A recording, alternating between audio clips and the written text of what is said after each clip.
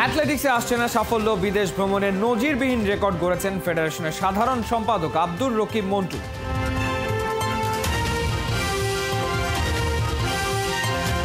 শুক্রবার বাংলাদেশ জিম্বাবুয়ের চতুর্থ টি-20। ভালো ক্রিকেট খেলে আত্মবিশ্বাস বাড়ানোর লক্ষ্য পূরণ হবে কি?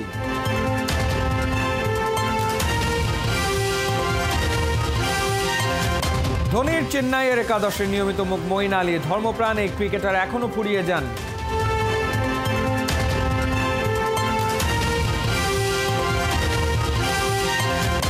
ফেডারেশন কাপে মোহামেডান হাই প্রোফাইল টিমদের দিয়েছে টেক্কা। শিরোপা জিতলে ফুটবলারদের জন্য বোনাসের ঘোষণা।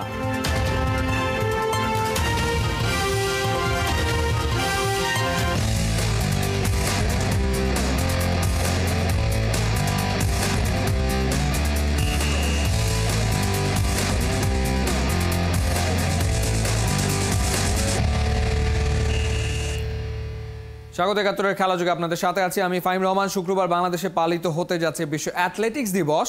তবে বিশ্বের সাথে তাল মিলিয়ে আদৌ কি রাইট ট্র্যাকে আছে বাংলাদেশ? দিনকে দিন ডুবতে বসা অ্যাথলেটিক্সে যখন সাফল্যে ছিটে ফোঁটা নেই, তখন বিদেশ ভ্রমণে নজিরবিহীন রেকর্ড গড়েছেন ফেডারেশনের সাধারণ সম্পাদক আব্দুর রকিব মন্টু। অ্যাথলেটিক্সের নাম ভাঙিয়ে 5 বছরে ঘুরেছেন 18 দেশ, বঞ্চিত করেছেন কোচ ও টেকনিক্যাল পার্সনদের। আব্দুর রকিব মন্টুর এই বিদেশ সফরে অতিষ্ঠ অন্যান্য কর্মকর্তারা। অ্যাথলেটিক্স ফেডারেশনের ভেতর বাহিরের খবর নিয়ে 2 পর্বের ধারাবাহিকের প্রথম পর্ব আজ জানাচ্ছেন পার্থ বণিক।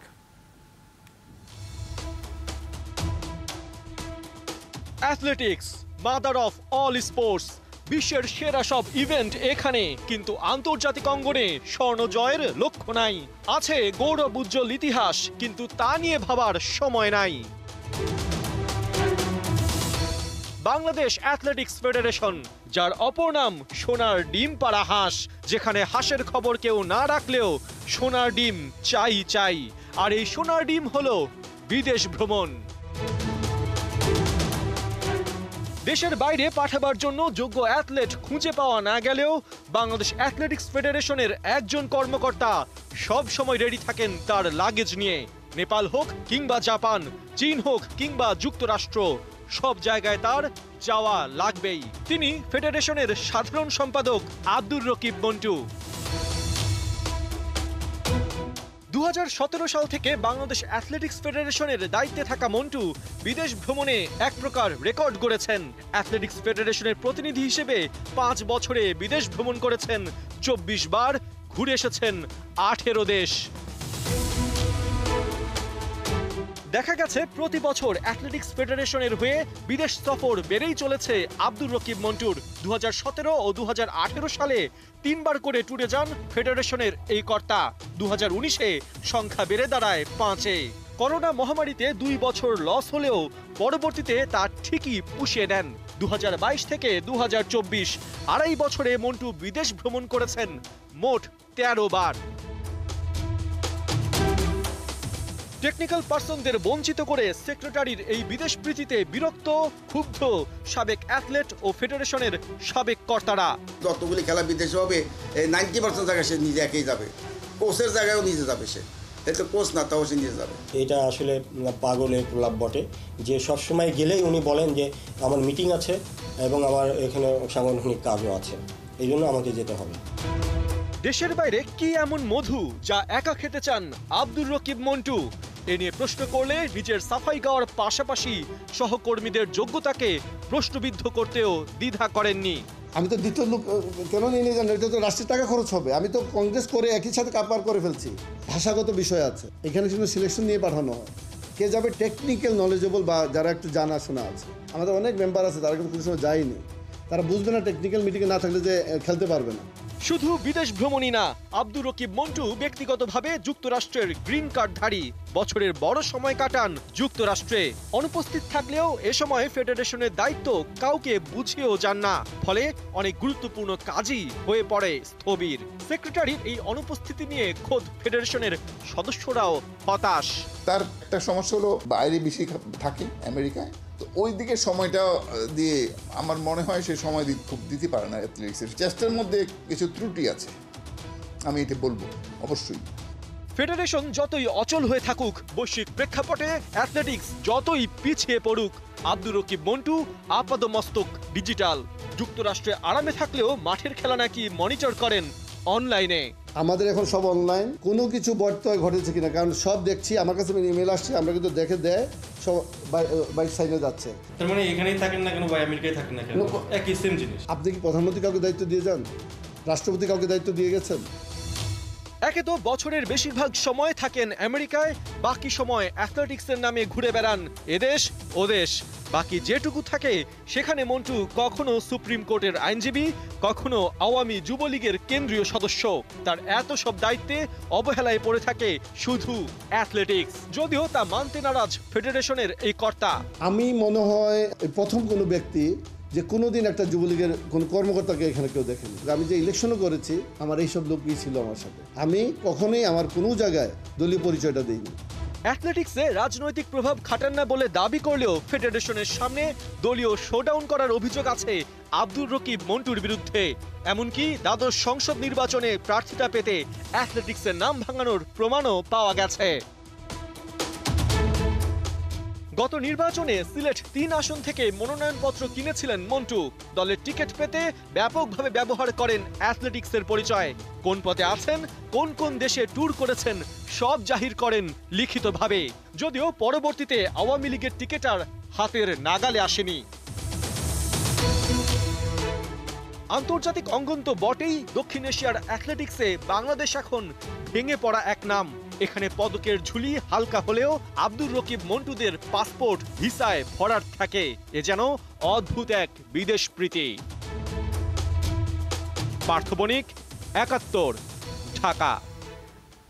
ছোট দলের বিপক্ষে জিতলে ক্রেডিট কম পাওয়া যায়, আবার জিম্বাবুয়ের বিপক্ষে হারলে সমালোচনাও হয় বেশি। তাই প্রতিপক্ষ নিয়ে ভাবনা নেই, ভালো ক্রিকেট খেলে আত্মবিশ্বাস বাড়ানোটাই টাইগারদের লক্ষ্য, বলছেন পেসার তাসকিন আহমেদ। সাকিব, মুস্তাফিজ ও সৌম্যর অন্তর্ভুক্তি দলের শক্তি বাড়িয়েছে মনে করেন তাসকিন। ৫ ম্যাচের টি-20 সিরিজের চতুর্থ ম্যাচ শুক্রবার মিরপুরে সন্ধ্যা ৬টায়। সৈফুল রূপকের রিপোর্ট। সৌম্য ক্লিন বোল্ড, লিটন বেহাল, চারদিকের সমালোচনায় চোখে মুখে রাজ্যের হতাশা। ক্যাপ্টেন আর কোচের মিটিংয়ে লিটন নেই, তবে কি শুক্রবার তানজিদ তামিমের সঙ্গে ওপেন করবেন সৌম্য সরকার? শুধু লিটন নয়, জিম্বাবুয়ের বিপক্ষে ৩ ইনিংসেই পাওয়ার প্লে কাজে লাগাতে পারেনি বাংলাদেশ। লিটন, তানজিদ, শান্ত, টপ অর্ডারের সবার স্ট্রাইক রেট আর ইন্টেন্ট নিয়ে উঠেছে প্রশ্ন। ধুমধারাক্কা আইপিএলের পাশে টাইগারদের ব্যাটিং যেন বড্ড পানসে। ওয়েস্ট ইন্ডিজ, অস্ট্রেলিয়া বা অনেকের তুলনায় হয়তো কিছুটা জেনেটিকলি পাওয়ার আমাদের কম, পাওয়ার ক্রিকেট যেহেতু টি-20, সেক্ষেত্রে কীভাবে আমরা আরও গ্যাপগুলো ইউজ করতে পারি বা রান আর একটু বেশি করা যায়, ওইভাবে চিন্তা করে বোলিংয়ে আর একটু ভালো করা যায় কেমনি, ডেতে আর একটু ভালো করা যায় কেমনি, সবাই আমরা ইমপ্রুভমেন্ট করার ট্রাই করতেছি। কারণ আমাদের টিমের সবারই কিন্তু স্কিল ওয়াইজ এবং প্লেয়ার ওয়াইজ আমাদের মার্জিন সবারই 19-20, কেউ 15-20 নাই। সো এই জন্য আমাদের যে জিনিসটা ইম্পর্টেন্ট যে as a team wise better cricket খেলা। জিম্বাবুয়ে যারা 20 দলের টি-20 বিশ্বকাপেও জায়গা পায় না, এমন দুর্বল প্রতিপক্ষের বিপক্ষে খেলে কিংবা জয় পেয়ে কি লাভ হচ্ছে টাইগারদের? তবে কি ফেক কনফিডেন্স নিয়ে আমেরিকা যাচ্ছে বাংলাদেশ? যদি একটা ম্যাচ হেরে যাই তখন কিন্তু আবার অন্যরকম কথা হবে যে জিম্বাবুয়ের সাথে হারছে, জিতলে ক্রেডিটটা কম পাই আমরা ছোট টিমের সাথে খেললে। ফেক কনফিডেন্স না, আসলে ভালো করতে পারলে তো যে কোনোখানেই কনফিডেন্স বুস্ট আপ হয়। হ্যাঁ, হয়তো কন্ডিশন ওয়াইজ আমরা এখনও জানি না যে ইউএসের কন্ডিশন কেমন হবে, মোস্টলি ড্রপিং উইকেটে খেলা হইতে পারে। আর তাছাড়া আমি শিওর যে আমাদের বেশিরভাগ খেলোয়াড়েরই ইউএসএতে খেলার এক্সপিরিয়েন্সও কম, ওইখানে যে আসলে নতুনভাবে অ্যাডাপ্ট করতে হবে। যদি এখন যেহেতু আমরা বাংলাদেশেই খেলি এবং খেলতেও হবে, তো কন্ডিশন তো আমরা চেঞ্জ করতে পারবো না। তো যদি আর একটু স্পোর্টিং কন্ডিশন হইতো বা তাহলে হয়তো আর একটু বেটার হইতো, কিন্তু স্টিল আমাদের অনেক কিন্তু ভালো ক্রিকেট খেলতে হচ্ছে। পেস অ্যাটাক দুর্বার ছুটছে, 22 গজে তাসকিন বিধ্বংসী। চলতি সিরিজে দারুণ রিদমে বলে পেসও বেড়েছে, কষ্টের ফল পাচ্ছেন। বড় মঞ্চেও অমন ভেলকি দেখাতে মরিয়া Dhaka express. Last world cup যখন খেললাম তখন আমার সোরনেস অনেক বিল্ড হয়েছিল এবং পরে কিন্তু ওয়ার্ল্ড কাপের পরে প্রায় 2.5 মাস আমি রিহ্যাব করেছি, দেন বিপিএল দিয়ে স্টার্ট করছি। তো বিপিএলের আর্লিতে একটু রিদম নিয়ে স্ট্রাগলও করছিলাম, পরে শেষের দিকে একটু বেটার হয়েছে। শ্রীলঙ্কা সিরিজ আর একটু বেটার হয়েছে, স্পেশালি যারা ফাস্ট বোলার ওদের জন্য রিদমটা একটা fact. At the same time ভালো ট্রেনিং তো করতেছি, তো আল্লাহর রহমত যে রিদম বেটার হচ্ছে। তো নিজে তো সবসময় চেষ্টাই করতেছি, যেহেতু আমি ফাস্ট বোলার, আমার যাতে নট অনলি ভ্যারিয়েশনের সাথে যাতে পেসটাও ঠিক থাকে। তো আমার কাছে তো টিম এক্সপেক্ট করবে আমি হাই পেসে বল করি। তো it's all about rhythm.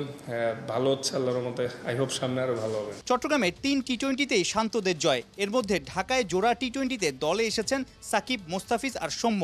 জিম্বাবুয়েকে Bangla wash করেই বিশ্বকাপের বিমানে উঠতে চায় টিম বাংলাদেশ। সাইফুল রূপক, ৭১। ধোনির চেন্নাইয়ের একাদশের নিয়মিত মুখ মঈন আলী। ধর্মপ্রাণ এই ক্রিকেটার এখনও ফুরিয়ে যাননি। ৩৬ বছর বয়সে দেখিয়ে যাচ্ছেন দাপট। ব্যাটিং, বোলিং, ফিল্ডিং ৩ ডিপার্টমেন্টেই তিনি নজর কাড়া। ধর্মীয় বিশ্বাসের কারণে মঈন আলী আর মুস্তাফিজকে চেন্নাই দিয়েছে যথার্থ সম্মান। ভারতের চেন্নাই থেকে অর্ণব বাবির পাঠানো রিপোর্ট। বৃক্ষ যত বড় হয় তত ঝুঁকে পড়ে। সময়ের অন্যতম সেরা অলরাউন্ডার মঈন আলী যেন তার বাস্তব উদাহরণ। জীবনের বাঁকে বাঁকে তার বিনয়ে ঠাসা। তিনি ধার্মিক, তবে সংকীর্ণ মনা নন। সবাইকে তিনি সম্মান করেন, বিপরীতে সম্মানও কুড়ান। চেন্নাইয়ের ঐচ্ছিক অনুশীলনের দিনেও শুরু থেকে বেশ সিরিয়াস ছিলেন মঈন আলী। তিনি ভালো করেই জানেন আইপিএলের মতো মঞ্চে টিকে থাকতে হলে দিতে হবে নিজের সর্বোচ্চটা। ব্যাটিং, বোলিং, ফিল্ডিং ৩ ডিপার্টমেন্টেই এই ইংলিশ অলরাউন্ডার দেখান তার কামাল। কেবল ক্রিকেট নয়, ধর্মের প্রতিও তার আছে সুগভীর টান। উগ্রপন্থা, সন্ত্রাসবাদের বিপরীতে দাঁড়িয়ে যে ধর্ম শোনায় মানবতা আর সম্প্রীতির গান, মঈনও সেই ধর্মবোধের অনুসারী। তার আচরণ প্রমাণ করে কতটা পরিমার্জিত ধর্ম ইসলাম। ২০২১ সালে চেন্নাইতে যোগ দিয়েই তিনি অনুরোধ করেছিলেন তার জার্সিতে মদ প্রস্তুতকারী প্রতিষ্ঠানের লোগোর নাম না রাখতে। আইপিএলের এই ফ্র্যাঞ্চাইজিটিও মঈনের অনুরোধ মেনে নিয়েছিল। সেই একই পথে হেঁটেছেন বাংলার মোস্তাফিজও। একজন মুসলিম হিসেবে ইসলামে নিষিদ্ধ মদপান থেকে দূরে থাকার পাশাপাশি মদের বিজ্ঞাপনও প্রমোট করেননি তারা। এই দুই ক্রিকেটারের ধর্মীয় বিশ্বাসের প্রতি সবসময় শ্রদ্ধা রেখেছে চেন্নাই। মঈন আলী সতীর্থদের কাছে অনুপ্রেরণার। ওর আচার ব্যবহার সবাইকে মুগ্ধ করে। ওর প্রতি দলের প্রতিটা সদস্যের ভালোবাসা ও শ্রদ্ধা রয়েছে। মাঠের ক্রিকেটে ওর কাছ থেকে আমরা ভালো সাপোর্ট পাচ্ছি। মঈনের ওপর আস্থা রাখা যায়। পাকিস্তানি বংশোদ্ভূত ইংল্যান্ডের মঈন আলী সহধর্মিনী ফিরোজা হোসেন বাংলাদেশি বংশোদ্ভূত। সেই হিসেবে মঈন আলী বাংলাদেশের জামাই। তার শ্বশুরবাড়ি সিলেটে। বাংলাদেশের মেয়ে বলেই হয়তো স্রোতের সাথে গা ভাসান না ফিরোজা। পৃথিবীর যে প্রান্তেই যান, যেখানেই থাকেন, সর্বদা মেনে চলেন ধর্মীয় রীতি। সহধর্মিনীর এমন গুণের কারণেই মঈন আলী সুখী ক্রিকেটার। ৩৬ বছর বয়সেও ব্যাট বলে দারুণ ধার। আইপিএলে গেল ৪ মৌসুম ধরে চেন্নাইয়ে খেলছেন মঈন আলী। দিয়েছেন ধোনির আস্থার প্রতিদান। তাই তো চেন্নাইয়ের শুরুর একাদশের নিয়মিত মুখ। আইপিএলে ৬৫টা ম্যাচ খেলে তুলেছেন ১০০০-এর ওপরে রান। কম যান না বল হাতেও। মঈনের ঝুলিতে উইকেট ৩৫টা। দুর্দান্ত তার ফিল্ডিং। এখনও আইপিএলে তার ক্যাচ ২২টা। সহজ সরল মঈন আলী চেন্নাই দলের সবার কাছে বেশ প্রিয়। সতীর্থরা তাকে পছন্দ করেন খুব। তার সততায় মুগ্ধ সবাই। এক হাতে তার ব্যাট, আরেক হাতে জায়নামাজ। তার আত্মবিশ্বাস তো থাকবেই তুঙ্গে। তিনিই তো আসমানে মেলবেন সফলতার ডানা। ধর্মেই মেলে মুক্তি, অর্থ, যশ, খ্যাতিও মেলে সব।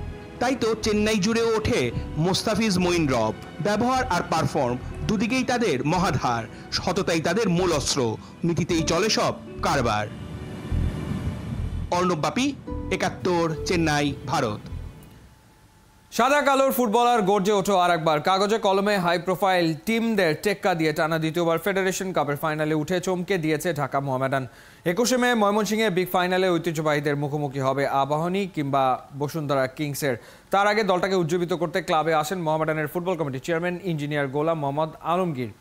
লিডিং ফ্রম দ্য ফ্রন্ট এই সংগঠক গেলবারের মতো এবারও চ্যাম্পিয়ন হলে বোনাস দেবার ঘোষণা জানান। ফাইনালের আগে লিগের ম্যাচগুলোয় ভালো খেলে ড্রেস রিহার্সেল সারার পরামর্শ দেন ম্যাক্স গ্রুপের চেয়ারম্যান। এ সময় উপস্থিত ছিলেন মোহামেডানের কোচিং স্টাফ ও চেয়ারম্যান জেনারেল মোহাম্মদ আব্দুল মুবিন। মোহামেডানকে তারা এত ভালোবাসে এবং তারা মোহামেডানের জিতা যে তারা এত উজ্জীবিত হয় এবং যেভাবে সুন্দর করে প্রিন্টিং অ্যান্ড ইলেকট্রনিক মিডিয়া যেভাবে তারা প্রচার করে, এটা কিন্তু আমাদেরকে যেরকম ইন্সপায়ার করে, আমাদের টিম সবাইকে ইন্সপায়ার করে। চ্যাম্পিয়ন হলে ঘোষণা আগে দিলে ওদের সমস্যা, কিন্তু থাকবে, অবশ্যই থাকবেই। এবং ঘোষণাটা প্রেসিডেন্টের সাহেবের সামনে আমার দেওয়া ঠিক হবে না, বাট ঘোষণাটা থাকবে and it will be technical ঘোষণা, মানে ভেরি ওয়েল ডিফাইন্ড টেকনিক্যাল ঘোষণা থাকবে। ছিলেন রিয়াল মাদ্রিদের ফ্যান বয়, সময়ের সাথে গায়ে জড়ালেন সেই সাদা জার্সিটা। সুযোগ পেয়ে দলকে জিতিয়ে হিরো বনে গেলেন জসুলো। ম্যাচের 87 মিনিট পর্যন্ত এগিয়ে বায়ার্ন মিউনিখ। জসুলোর 3 মিনিটে ঝড়ে বায়ার্নকে উড়িয়ে ফাইনালে লস ব্লাঙ্কোস। ইউএফএ চ্যাম্পিয়ন্স লিগে রিয়াল লিখলো কামব্যাকের নয়া এপিসোড। কোহিনুর কণার রিপোর্ট।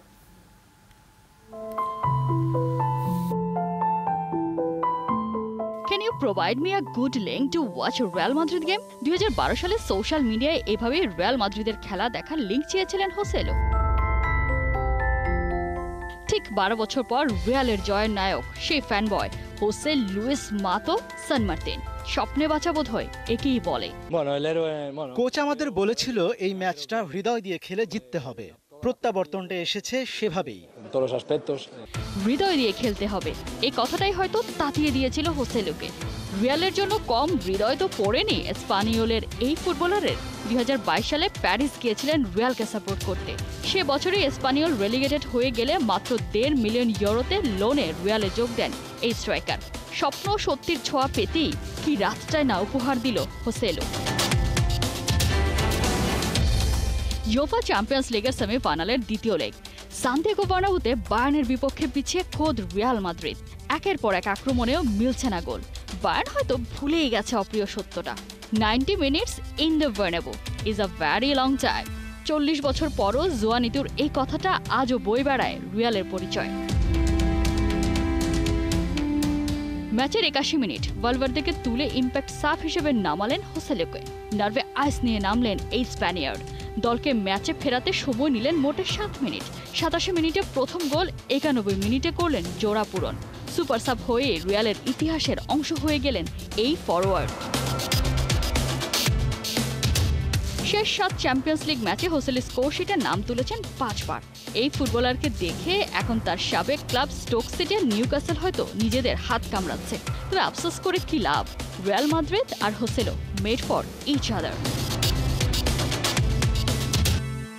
রেমন্টাদাস, স্প্যানিশ এই শব্দটার অর্থ প্রত্যাবর্তন। বায়ার্নকে হারিয়ে কামব্যাক সিরিজের আরও একটা এপিসোড রিলিজ করলো রিয়াল মাদ্রিদ। এবারের চিত্রনাট্যে হোসেলো বার্নাব্যু।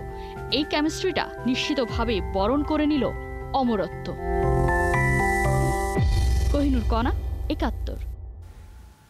এই ছিল এই মুহূর্তের খেলাযোগে সরাসরি সংবাদ অনুষ্ঠান। দেখতে থাকুন 71-এর ফেসবুক পেজ এবং সাবস্ক্রাইব করুন 71-এর ইউটিউব চ্যানেলে। 71-এর সাথেই থাকুন।